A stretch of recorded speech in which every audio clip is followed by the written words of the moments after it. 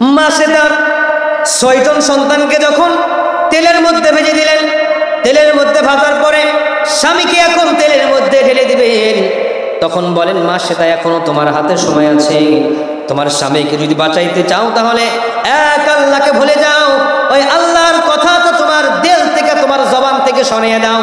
মা সেটা বলেন না না না, 6টি সন্তানকে জান্নাতের মধ্যে পাঠিয়েছি, আমি আমার স্বামীকেও জান্নাতের মধ্যে পাঠাইতে চাই। এবার স্বামীর পাল্লা শেষ হয়ে গেল। মা সেটা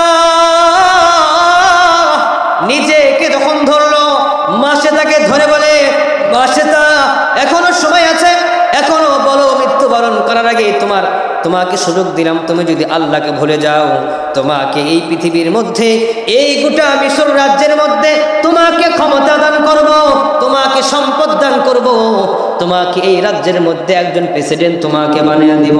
মা সেটা বলে না না না, আমি দুনিয়ার কোনো ক্ষমতা চাই না, আমি দুনিয়ার কোনো নাজ নিয়ামত চাই না, আমি শুধু আল্লাহর তৈরি কিয়ামতের ময়দানে জান্নাতে চিরকালের ক্ষমতা চাই। জোরে বলেন না সুবহানাল্লাহ। মৃত্যুদণ্ড দেওয়ার আগে মাসে তাকে জিজ্ঞেস করলেন, মাসে তা এখন তো তোমাকে মৃত্যুদণ্ড দেওয়া হবে, মৃত্যুদণ্ডের আগে বলো তোমার কি কোনো চাহিদা আছে কিনা, তোমার কি কোনো ইচ্ছা আছে কিনা, মরার আগে তুমি বলো তোমার ইচ্ছাটা আমি পূরণ করব।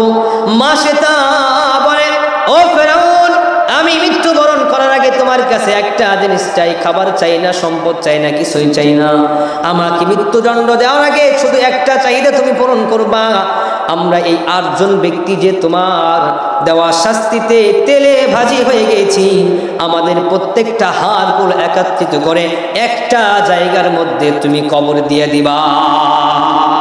জোরে পড়েন না সুবহানাল্লাহ। জিবরাইল ডেকে বলেন ইয়া রাসূলুল্লাহ,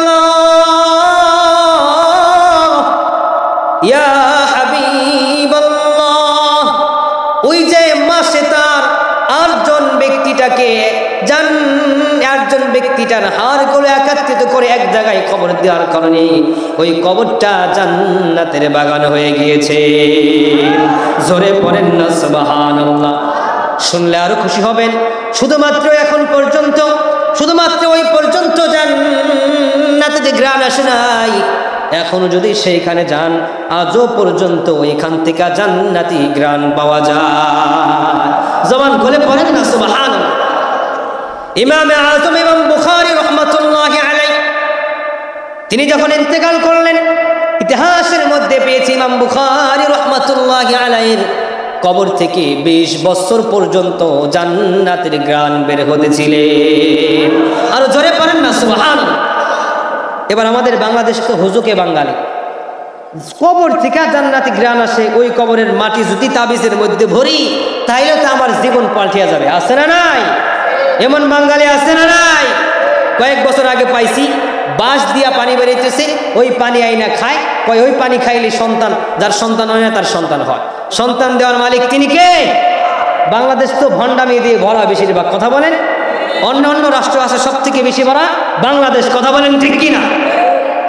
ইমাম বুখারী রাহমাতুল্লাহি আলাইহি কবর থেকে মাটি নিতে নিতে নিতে নিতে এক পর্যায়ে মাটি নেওয়া যখন শেষ হয়ে যায়, ওই জামানের একজন কুতুব ছিলেন, তার কাশফ খোলা ছিলেন, আল্লাহ তাআলার সাথে ডাক দিয়া ডেকে ডেকে বললেন আল্লাহ।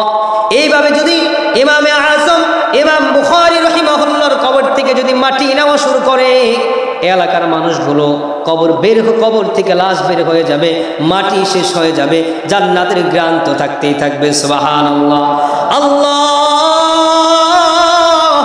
এই কুসংস্কার বন্ধ করার জন্য আল্লাহ কবর থেকে জান্নাতের গ্রাণটা আল্লাহ আপনি বন্ধ করে দেন।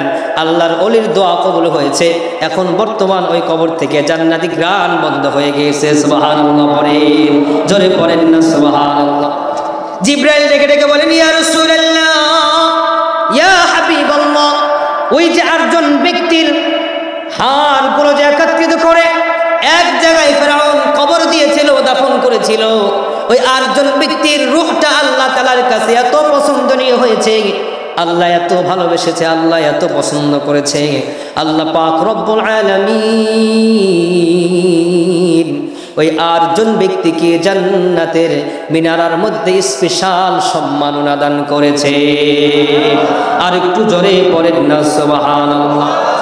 জিবরাইল জিজ্ঞেস করলেন, জিবরাইল কোন আমলের বিনিময়ে আমার আল্লাহ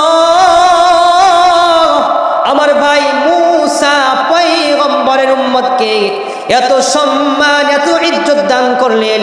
ওই আমল যদি আমি আমার উম্মতকে শিখাই, তাহলে আমার উম্মত ওই আমলের বিনিময়ে জান্নাতের এই মিনারার মধ্যে স্থান পাবে। জিবরাইল আমাকে একটু বলে দাও, আমি আমার সাহাবায়ে কেরামকে জানিয়ে দিব, আমার সাহাবীরা আমার উম্মতের মধ্যে এটা বিস্তার করে দিবেন। সুবহানাল্লাহ। জিবরাইল জানিয়ে দিলেন, ইয়া রাসূলুল্লাহ, ইয়া হাবিবাল্লাহ, ওই যে মাসেতা বিসমিল্লাহ পরে চিরুনি উত্তোলন করেছিলেন, আল্লাহর নামে কাজ শুরু করেছিলেন, মাসেতা ইসলাম গ্রহণ করেছিলেন আরো আগেই। সমস্ত কাজের শুরুতে মাসেতা বিসমিল্লাহ পরে শুরু করতেন, কিন্তু হঠাৎ করে ওই দিন মুখ থেকে জোরে সাউন্ড বের হয়ে যাওয়ার কারণে আল্লাহ পাক রব্বুল আলামিন ওই দিন তাকে শাস্তির আওতার মধ্যে এনে আল্লাহ দুনিয়া থেকে শাহাদাতের মর্যাদা দিয়া জান্নাতের এই স্থানে স্থান দান করে দিয়েছে। জোরে পড়েন না সুবহানাল্লাহ।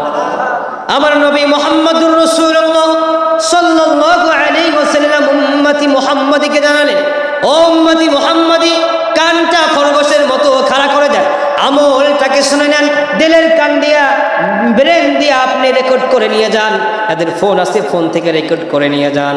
আল্লাহ রাসূল সাল্লাল্লাহু আলাইহি ওয়াসাল্লাম জানিয়ে দিলেন, উম্মতি মুহাম্মাদীরা রে, তোমরা যদি তোমাদের প্রত্যেকটা কাজের শুরুতে বিসমিল্লাহ পরে শুরু করতে পারো, খাবার খাইলা বিসমিল্লাহ পরে শুরু করলা, গাড়িতে উঠলা বিসমিল্লাহ পরে উঠলা, ধান খেতে ধান কাটতে গেলা বিসমিল্লাহ বলে শুরু করলা, ধান রোপণ করতে গেলা বিসমিল্লাহ বলে শুরু করলা, যা কিছু করো, মা বোনরা তোমরা রান্না করতে গেলা বিসমিল্লাহ পরে শুরু করলা, তোমরা স্বামীর জামা কাপড় খাসতে গেলা বিসমিল্লাহ পরে শুরু করলা, সন্তানকে স্তনের দুধ পান করাচ্ছ বিসমিল্লাহ পরে শুরু করলা, ইত্যাদি ইত্যাদি। বিসমিল্লাহ পরে যদি তোমাদের জীবনের সমস্ত কাজগুলো করতে পারো, আল্লাহ রাসূল সাল্লাল্লাহু আলাইহি ওয়াসাল্লাম জানিয়ে দিলেন, ওই উম্মতি মুহাম্মাদের জন্য ফেরাউনের মেয়ের। তাহলে চলো যাই জান্নাতের এই স্পেশাল মিনারটা একটু পরিদর্শন করে আসি। যখন বিশ্ব নবী সাল্লাল্লাহু আলাইহি ওয়াসাল্লাম জান্নাতের ওই মিনারের মধ্যে যখন প্রবেশ করলেন, প্রবেশ করে দেখে 8 জন ব্যক্তি ওই জান্নাতের স্পেশাল মিনারের মধ্যে স্পেশাল শান্তির মধ্যে বসবাস করেন। সুবহানাল্লাহ পড়েন। এবার জিবরাইলকে জিজ্ঞেস করলেন, জিবরাইল, এদেরকে কেন এত ভাবে আল্লাহ তাআলা সম্মান আর মর্যাদা দান করেছেন? আমি মোল্লার বর্ণনার কথা বলতেছি না, জিবরাইল স্বয়ং নিজে আল্লাহর রাসূলকে বর্ণনা করে শুনিয়েছেন। আল্লাহর রাসূল সাল্লাল্লাহু আলাইহি ওয়াসাল্লাম সাহাবায়ে কেরামকে এই কথাটা বর্ণনা করে শুনিয়েছেন। জিবরাইল ডেকে ডেকে বলে, ইয়া রাসূলুল্লাহ, ইয়া হাবিবাল্লাহ,